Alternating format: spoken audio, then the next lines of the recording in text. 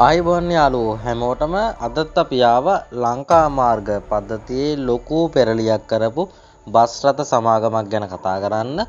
ඉතින් වැඩසටහන අවසානය වන තෙක් අපිත් එක්ක රැඳිලා ඉන්න අපි හොයලා බලමු මොකද්ද ඒ බස් රථ සමාගම කියලා.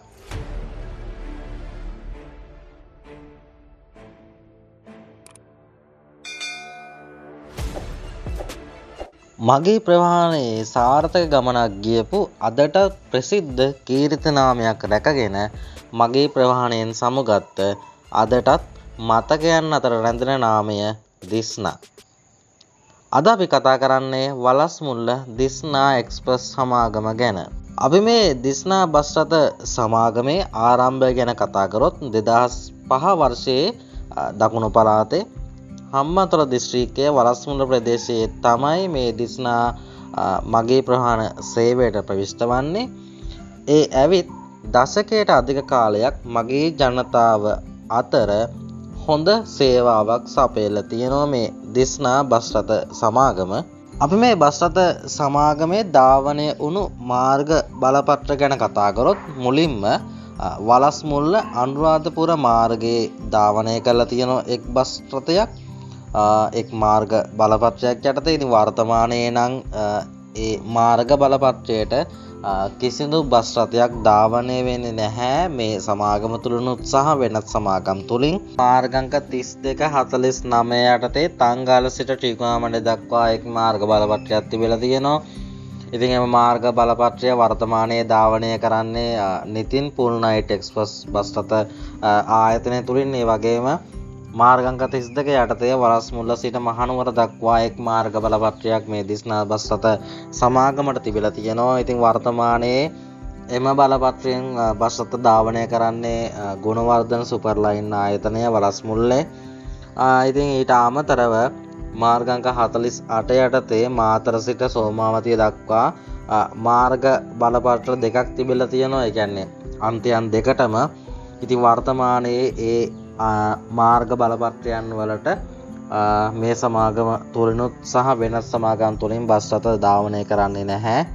ඉතින් එහෙම තමයි මේ වලස්මුල්ලේ දිස්නා එක්ස්ප්‍රස් බස් රථ සමාගම මාර්ග බලපත්‍ර ධාවනය කරලා තියෙන උන් සතුව තිබිලා තියෙන්නේ. ඉතින් අපි බැලුවොත් මේ දිස්නා බස් රථ සමාගමේ මේ එතෙක් මෙතෙක් කාලය තුල, ඒ කියන්නේ දශකයට අධික කාලයක තුල ධාවනය කරපු බස් රථ ගත්තොත් අපි ලියාපදිංචි අංක වශයෙන් ඉදිරිපත් කරන්නම්. මුලින්ම JD 76 67 දරන බස් රථය ධාවනය වෙලා තියෙනවා. බස් රථය ධාවනය වෙලා තියෙන්නේ වලස්මුල්ල සිට අනුරාධපුරය දක්වා. ඉතින් ඒත් එක්කම JG 30 32 බස් රථය ධාවනලා තියෙනවා. ඒ බස් රථය තමයි මේ ආයතනයේ තංගල්ල ත්‍රිකුණාමලය මුල්ම බස් රථය විදියට අපිට කියන්න පුළුවන්. ඒ වගේම NC 30 32 බස් රථය, ඒ බස් රථය තමයි මේ දිස්නා බස් රථ සමාගමේ වලස්මුල්ල මහනුවර පළමු බස් රථය. ඊට අමතරව ND 30 23 මේ ධාවනය කර තියෙන වලස්මුල්ල මහනුවර. ඒක වගේම NB 43 59 ඒ බස් රථයත් වලස්මුල්ල මහනුවර මාර්ගයේ තමයි මුලින්ම ධාවනය කරලා තියෙන්නේ. ඒත් එක්කම ND 30 32 ND 23 30 දරන බස් රථ දෙක තංගල්ල සිට ත්‍රිකුණාමණ්ඩය දක්වා ධාවනය කරලා තියෙනවා. ඒත් එක්කම මාර්ග අංක 48 ඔස්සේ මාතර සිට සෝමාවතිය දක්වා ND 2033 සහ ND 32.03 දරන බස් රථ දෙක ධාවනය වෙලා තියෙනවා. මේ බස් රථ බොහෝමයක් ආසන 54 සහ ආසන 59කින් යුක්ත බස් රථ. ඔයාලට මේ ඡායාරූප වලින් බලන්න පුළුවන්. ඒ දවස්වල, ඒ කියන්නේ දශකයට අධික කාලයක් තුළ මේ දිස්නා බස් රථ සමාගමේ වරින් වර මේ ධාවනය වෙච්ච බස් රථ ඔයාලට හරියාකාර මේ ඡායාරූප වලින් බලන්න පුළුවන් කොහොමද ඒ කාලේ දිස්නා බස් රථ තිබුණේ කියලා. දකුණු ලකින් සෙන්කඩගල පුරවරයට ගිය කුමාරිකාව දිස්නා එක්ස්ප්‍රස්. වර්තමානයේ පරම්පරාව නම් මේ බස් රථ ගැන දන්නේ නැතුව ඇති. ඒත් වැඩිහිටි පරම්පරාව නම් මේ දශකයට අධික කාලයක් ධාවනය වුණු දිස්නා බස් රථ ගැන හොඳටම දන්නවා ඇති කියලා අපි හිතනවා. ඉතින් වර්තමානයේ නොදන්නා අයට මේ ඡායාරූප වලින් මේ දිස්නා බස් රථ සමාගම ගැන යම්කිසි අවබෝධයක් ගන්න පුළුවන් කොහොමද ඒ දවස්වල බස් රථ ධාවනය කරේ කියලා. මේ දිස්නා බස් රථ ගැන කතා කරද්දී අපිට නොකියම් බැරි විශේෂිතම දෙයක් තියෙනවා. ඒ තමයි මම ඔයාලට මුලින්ම කිව්වා මේ දිස්නා බස් රථ ප්‍රවාහන සේවය ආරම්භ වුණේ 2005 වර්ෂයේ කියලා. ඉතින් ඒ කාලේ තමයි තංගල්ල ත්‍රිකුණාමලය මාර්ගයට මගී ප්‍රවාහන සේවයක් විදියට ඔවුන් ප්‍රවිෂ්ඨ වුණේ ආරම්භ කරේ. ඉතින් ඔයාලා දන්නවා ඇති ඒ කාලේ තිබුණා ත්‍රස්තවාදී 30 අවුරුදු යුද්ධයක්. ඉතින් වර්තමානයේ නම් අපේ රණවිරුවන්ට ස්තුති වෙන්න පින් සිද්ධ වෙන්න ඒ යුද්ධය නැහැ. ඉතින් වර්තමානයේ නම් දකුණින් උතුරට නැගෙනහිරට ඕන තරමක් බස් යනවා. ඔයාලට පාරකට බැස්සම හැමදාම උදේට හරි අවසර හරි බැලුවොත් එක්කෝ කතරගම යාපනය හම්බන්තොට ත්‍රිකුණාමලය, ඒ වගේම තංගල්ල යාපනය හරි හම්බන්තොට වවුනියාව හරි, එතකොට කොළඹින් බැලුවොත් යාපනය කොළඹ, මතුගම යාපනය, අර ඒ වගේ විශාලත බස් රථ සමාගමක් මේ දකුණින් යනවා. ඒ වගේම බස් නැහැරුණුත් යනවා. ඉතින් අතීතයේ මෙහෙම බස් රථ ධාවනය කරේ නැහැ මේ යුද්ධ සමය නිසා. ඉතින් කීප සමාගම් බස් රථ ප්‍රමාණයක් විතරයි ධාවනය වුණේ. ඉතින් ඒ සමාගම් අතර මේ දිස්නා බස් රථ සමාගමත් ඉදිරියෙන් සිටියා. ඔවුන් විශාල සේවාවක් 2005 ඒ කියන්නේ එතෙක් තුල දශකයට අධික කාලයක් ලොකු මගී ප්‍රවාහන සේවයක් කරා රටට. ඉතින් ඒ කාලයේ තංගල්ල සිට ත්‍රිකුණාමලය දක්වා මේ බස් රථ නැගෙනහිර පාරවල ගමන් කරද්දී මොන වෙලාවේ ත්‍රස්තවාදී බෝම්බ ගහවිද කියලා දන්නේ නැහැ. ඉතින් එහෙම බෝම්බ සද්දයක් ආවොතින් ඉතින් මගේ ජනතාවත් එක්කම බස් රථ දාලා ඔවුන් බංකර් වලට යනවා හැංගෙන්න. ඉතින් ඔවුන්ගේ ජීවිත ආරක්ෂාව සඳහා ඉතින් අපිට කියන්න බෑ මොන වෙලාවෙ ත්‍රස්තවාදී ප්‍රහාරයක් මේ බස් රථ වලට මගේ ජනතාවට ආරක්ෂක අංශ වලට එල්ල වේද කියලා. ඉතින් ඒ ආරක්ෂාව පතා තමයි ඔවුන් මේ ක්‍රියාමාර්ගය ගන්නෙ. ඉතින් සමහර දවසට තංගල්ලෙන් යනකොට යන්නේ හවස් වෙලා. ඉතින් මහා රෑ තමයි මේ නැගෙනහිර පළාතට ඇතුල් වෙන්නේ. ඉතින් ඇතුල් වුණාන් පස්සේ සමහර දවසට යන්න බෑ, මාර්ගයේ ගමන් කරන්න බෑ. ඉතින් හමුදා විසින් කියනවා ඔයාලට යන්න බෑ. ඉතින් ඒක නිසා රාත්‍රියේ සිට උදේ වෙනතුරු සහ දවල් වෙනතුරු ඔවුන්ට ඉන්න වෙනවා බස් රථවල. ඉතින් එහෙම තමයි මේ බස් රථ ඒ කාලේ ගමන් කරේ. ඉතින් වර්තමානයේ නම් ඒ වගේ කටුක අත්දැකීම් වර්තමාන පරම්පරාවට නැහැ. ඉතින් මේ අත්දැකීම් වලට මුහුණ දුන්න අය අතර ඔයත් ඉන්නවා ඇති. ඉතින් අපි කැමති ඔයාලගේ අත්දැකීමත් මේ වැඩසටහනට කමෙන්ට් එකක් විදිහට ඉදිරිපත් වෙනවා නම් ඉතින් ඔයාලගේ මතකයක්, ඔයාලගේ අත්දැකීමක් මේ විදිහට එකතු කරන්න අපිත් බොහොම සතුටුයි. ඒ වගේම දිස්නා බස් රථ සමාගමත් සතුටු වෙයි. මොකද ඔවුන් කරපු හොඳ සේවාව සම්බන්ධයෙන් යම්කිසි අගයක් කිරීමක් මහ ජනතාවගෙන් ලැබෙනවා නම් මේ තංගල්ල ත්‍රිකුණාමලය බස් රථයෙන් විශාලම සේවාවක් වුණා අපේ රණවිරුවන්ට. ඒ තමයි ඔවුන්ගේ නිවාඩු ඉවරුනාම නැගෙනහිර සිට දකුණු පළාතට හරිම ලේසියෙන් හරිම පහසුවෙන් එක් බස් රථයකින් එන්න පුළුවන්. ඉතින් ඒ වගේම තමයි ඔවුන්ගේ නිවාඩු ඉවරලත් උන්ට එක් බස් රථයකින් ඔවුන්ගේ අවශ්‍ය රාජකාරී ස්ථානවලට යන්න පුළුවන් මේ බස් රථ සේවයෙන්.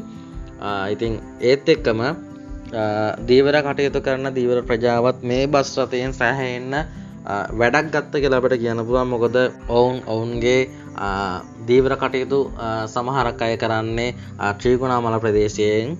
ඉතින් මෙහෙන් දැල් පටවගෙන බස් රථයේ ඔවුන් ත්‍රිකුණාමලය දක්වා ගිහිල්ලා එයින් තමයි ඔවුන් කටයුතු කරන්නේ. ඉතින් සමහර දවස්වල අපිට බලන්න පුළුවන් මේ දැල් ආම්පන්න පටවගෙන ලොකු පෙට්ටි පටවගෙන මේ තංගල්ල සිට ත්‍රිකුණාමලය දක්වා බස් රථ ආවුණා. ඔයාලට අදටත් බලන්න පුළුවන් මේ තංගල්ල ත්‍රිකුණාමලය යන සෑම බස් රථයකම පිටුපස ට්‍රක් එකක් හයි කරලා තියෙනවා. ඉතින් මේ එදා සිට අද දක්වාම ඔවුන් මේ භාණ්ඩ ප්‍රවාහණයටත් මේ බස් රථය යොදාගෙන තියෙනවා කියලා අපිට කියන්න පුළුවන්. දකුණේ වලස් මුල්ලෙන් මාතරෙන් තංගල්ලෙන් ත්‍රිකුණාමලයට සෝමාවතියට මහනුවරට අනුරාධපුරයට මගේ ප්‍රවාහන සේවයක් කරලා අද දිස්නා සමාගම තමන්ගේ නම බ්‍රෑන්ඩ් එකක් කරලා තියෙනවා. ඉතින් විශේෂයෙන් කියන්න ඕන මාතරින් සෝමාවතිය දක්වා පිටත් වන බස් රථය මාතරින් රාත්‍රී කාලයේ තමයි පටන් ගන්නෙ. ඒ බස් රථ දෙකක් සම්බන්ධ වුණා අන්තයන් දෙකට. ඉතින් සෝමාවතිය පුදබිම වන්දනාමාන කරන්න අපේ මගේ ජනතාවට එදා ඉමහත් හරි ලේසියක් වුණා. ඉතින් වර්තමානයේ නම් මේ අන්තයන් වලට බස් රථ ධාවනය වෙන්නේ නැහැ. ඉතින් ඒක ලොකු අඩුපාඩුවක් මගේ ජනතාවට. එක් බස් රථයකින් තමන්ගේ වන්දනාමාන කටයුතු කිරීමට බැරි වෙච්ච ගැන අපි බලාපොරොත්තු වෙනවා කාරු හරි බස් රථ සමාගමක් මේ වෙනුවෙන් බස් රථ සේවයක් ආරම්භ කරයි කියලා. ඒක මහ ජනතාවගේ පහසුව වෙනුවෙන්. අපි මේ බස් රථ සමාගමේ තීම් එක ගත්තොත් ආරම්භයේ සිටම ඔවුන්ගේ බස් රථ විවිධ තීම් ඔස්සේ තමයි පොලිස් ටික කරලා තිබුණේ. ඔයාලට බලන්න පුළුවන් මේ ඡායාරූප වලින්. ඉතාමත් ලස්සන දැකුම් කළු නිමාවක් මේ බස් රථ හැම එකටම තිබිලා තියෙනවා. ඉතින් හරි ලස්සන ගාම්භීර පෙනුමක් මේ බස් රථ වලට තියෙනවා. ඉතින් මුල් කාලේ තංගල් ත්‍රිකුණාමලයේ ගිය බස් රථය කොළපාට ස්ටිකර් ඩිසයින් එකක් තමයි කරලා තිබුණේ. JG 3032 දරන බස් රථය. ඉතින් ඔයාලට දැකපු අයට මතකයක් ඇති මේ බස් රථයේ පිටුපස අලීකෝගේ රුවක් සහිත ස්ටිකර් එකක් තිබුණා කරලා.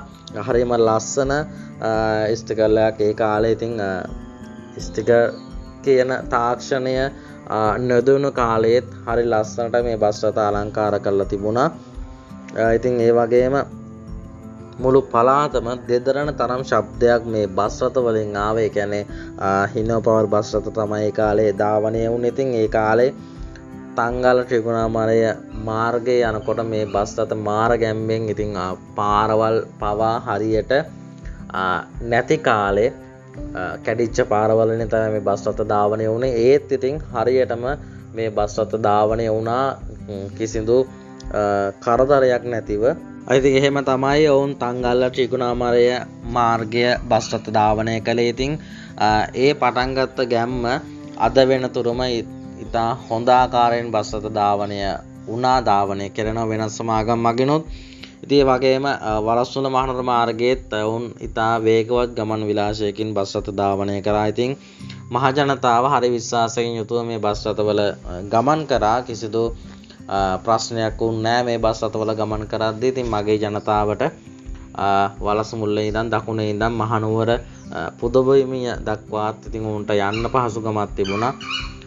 ඒ පහසුකම ඇති කරේ දිස්නා බස් රථ සමාගම. මොකද මුලින් දිස්නා බස් රථ එන්න කලින් කවුරුවක්වත් මේ වලස් මුල්ලේ ඉඳන් මහනුවරට බස් රථ ධාවනය කරේ නැහැ. වුන් තමයි මේ මාර්ග පද්ධතිය මේ රූට් පර්මිට් එක වුන් තමයි නිර්මාණය කරේ තංගල ත්‍රිකුණාමලය සහ මේ වලස්සුන මහනුවර මාර්ගයන් වල. ඉතින් ඔවුන්ට ඒ මාර්ගයන් ඒ නිර්මාණය කිරීම සම්බන්ධයෙන් මූලික ස්තුතිය ලැබෙන්න ඕන. අදටත් ඔවුන් නිසා තමයි මේ බස් රථ දෙපැත්තම ධාවනය වෙන්නේ.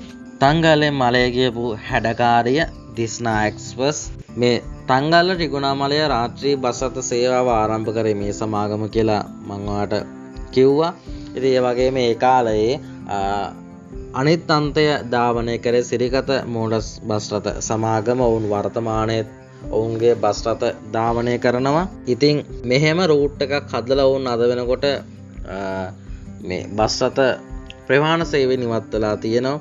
ඉතින් මේ ප්‍රවාහන සේවය නිවත් වෙලා ගියත් මේ සමාජ මාධ්‍යයන් තුල මේ දිස්නා බස් රථ සමාගම ගැන කතා බහට ලක් වෙනවා. ඉතින් අපි ගියා සමාජ මාධ්‍ය පැත්තේ. ඉතින් ඔවුන්ගේ ලොකු කතා බහක් තියෙනවා මේ දිස්නා බස් රථ සමාගම ගැන හොඳ ප්‍රතිචාර. ඉතින් ඒ නිසා අපි මේ වැඩසටහනට ඔවුන්ගේ ප්‍රතිචාර උපුටා ගත්තා. ඒ කියන්නේ දිස්නා බස් රථ සමාගම ඔවුන් කරපු සේවාව වෙනුවෙන් ඔවුන්ට ලැබෙන්න ඕන ගෞරවයක් විදියට. ඉතින් මේ වැඩසටහන එකතු කරලා තියෙනවා. ඔයාලා බලන්න. ඒ බලලා ඔයාලගෙත් මොනවා හරි අදහසක් තියෙනවා මේ දිස්නා බස් රථ සමාගම ගැන අතීතයේ සහ වර්තමානයේ ඔබට මොනවා හරි කියන්න තියෙනම් ඔබගේ අත්දැකීමක් තියෙනම් මේ වැඩසටහන එකතු කරන්න කමෙන්ට් එකක් විදියට. ඒක අපිට වගේම දිස්නා සමාගමට බෙහෙන් වැඩගත් වෙයි ඔවුන් කරපු සේවාව සම්බන්ධයෙන්. දකුණෙන් නැගෙනහිරට ගිය හැඩකාරිය දකුණු ලකින් සෙන්කඩගල නුවරට ගිය කුමාරිකාව. දිස්නා එක්ස්ප්‍රස් මම ඔයාලට මුලින්ම කිව්වා නේද මේ පාරවල් හදාගෙන දශකයටත් එහා වැඩි කාලයක් මගී ප්‍රවාහන ශේෂ්ත්‍රයේ රැඳිලා ඉඳලා මාර්ගයන් වලින් ඉවත් වෙලා තියෙනවා කියලා. ඉතින් ඔවුන් හදපු පිච් එක අනිත් සමාගම් හරි ලස්සනට මේ බැට් එක කරන් යනවා. ඉතින් අපි දන්නවා දිස්නා ඔබ හරි උජාරුවෙන් මේ ගැන බලන් ඉන්නවා කියලා. මේ ඔවුන් නිර්මාණය කරපු බස් රථ සමාගම ඔවුන් නිර්මාණය කරපු බස් රථ මාර්ගයන් වල වෙනත් අය හරි ලස්සනට බස් රථ ධාවනය කරලා තියෙනවා. ඉතින් ඉහළ ආදායමක් ලැබු මාර්ගයන් මේ තංගල් ත්‍රිකුණාමලය සහ වලස්මුල මහනුවර බස් රථ ඒ කාලේ. ඉතින් වර්තමානයේ බස් රථ වැඩි වුණත් යම්කිසි මගීන් ටිකක් මේ බස් රථ වල ගමන් කරන්න හැමදාමත් බැඳලා ඉන්නවා කියලා අපිට පේනවා. ඉතින් මේ බස් රථ සමාගම ගැන මම කරපු වැඩසටහන මෙතනින් නිමා වෙනවා. ඉතින් විශේෂම ස්තුතියක් කරනවා මේ වෙලාවේ දිස්නා බස් රථ සමාගම නිර්මාතෘ රංජිත් අල්විස් මහතාට. ඉතින් එතුමා තමයි මෙච්චර ලස්සන බස් රථ ටිකක් මාර්ගයන් වලට එකතු කරේ. ඒ වගේම කවුරුත් ගමන් නොකරපු මාර්ගයන් වල බස් රථ ධාවන කරේ හොව් ධාවනය නිසා තමයි අනිත් බස් රථ සමාගමුණුත් වර්තමානයේ බස් රථ ධාවනය කරන්නේ. ඉතින් ඒ වගේම විශේෂම ස්තුතියක් කරන්න ඕන එම බස් රථවල මීට පෙර සේවය කරපු කාර්ය මණ්ඩලයන් වලට. ඉතින් ඔවුන් විවිධ බාධක මැද මහ ජනතාව ඉදා ආරක්ෂාකාරී සුවපහසු විදියට මේ ගමනාන්තයන් වලට රැගෙන ගියා. ඉතින් ඔවුන්ගේ ඒ කැපකිරීම නැත්තම් මේ බස් රථ සමාගමක් මේ මාර්ගයන් පවතින්නේ නැහැ. මොකද රාත්‍රී කාලයේ ගිහිල්ලා ත්‍රස්තවාදීන්ට බයේ යම් තැන්වල නැවති බංකරවල හැංගිලා. ඉතින් ඔවුන්නේ කට්ටක් කෑවා. ඔවුන්නේ කට්ට කාලා අල්ලගෙන හිටපු නිසා තමයි වර්තමානයේ වෙනත් බස් රථ සමාගම් බස් රථ ධාවනය කරන්නේ. එහෙම නැත්නම් කවුරුත් ආත්මාර්ථකාමී වුණා නම් අද මේ වගේ සේවාවක් ගැන අපිට කියන්නත් බෑ. මේ වගේ සේවාවක් මහ ජනතාවට ලැබෙන්නෙත් නැහැ. ඉතින් ඒ වගේම මම දැක්ක මේ සමාජ මාධ්‍යයන් වල පෝස්ටුවක් තිබුණ පළ වෙලා මේ දිස්නා බස් රථ සමාගමේ සේවය කරපු රියදුරු මහතෙකු හදිසි අනතුරකින් මිය ගිහින් තියෙනවා කියලා. ඉතින් ඒ දවස්වල ඉතින් මේ ඔහුටත් නිවන් සුව ප්‍රාර්ථනා කරනවා. ඉතින් ඒ වගේ මාර කට්ටක් කාලා මේ බස් රථ සමාගම ගොඩනගන්න දක්වපු අයට බොහෝ ඉන්නවා. ඉතින් ඔවුන්ටත් ස්තුතිවන්ත වෙනවා මේ වෙලාවේ මේ වැඩසටහන වෙනුවෙන්.